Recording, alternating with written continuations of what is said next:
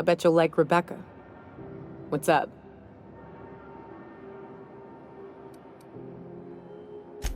You ever name a place? Ever come to a spot in the world you think ought to be remembered?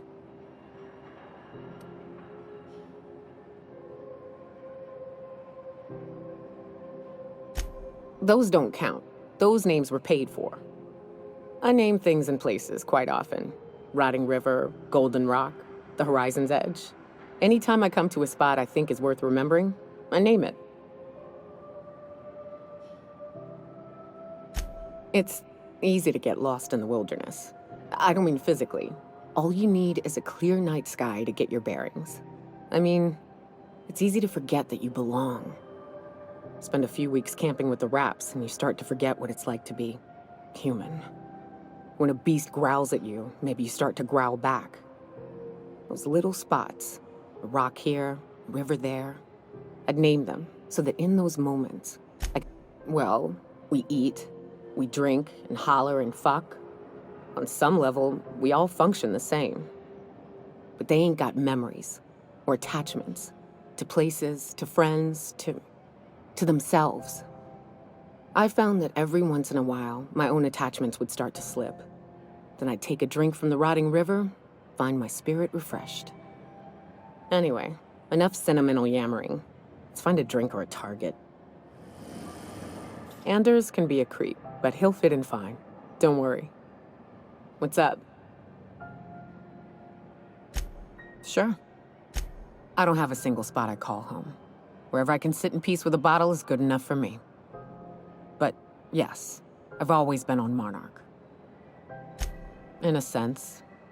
My parents took off when the corporations did. I took to companionship with a few friends here for a time, but those days are long past. No, we weren't close. And before you ask, there ain't a story there. We just never saw eye to eye on the corporations. Drifted apart over time. It's fine. It ain't exactly easy to hitch a ride off planet, Captain. And besides, I hear Terra 2's all corporate. The way folks talk about the board and their ilk, think I prefer the beasts. Good.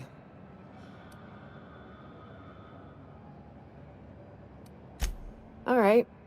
I made friends with a canid once. They ain't as savage as the Raps. They're more careful. Some of them will sniff your feet before they attack. Well, one morning, I opened the flap to my tent to find a canid sniffing around the remains of my fire pit. Suppose it must have smelled the rapt I boiled for dinner the night before. Thing is, I had dragged that rapt off and burned it before I turned in. Can't have anything catching a whiff of fresh meat and coming to interrupt my beauty sleep. I'd never seen such a keen hound. As I grabbed my gun, it walked up to me, right up to my tent, and stopped.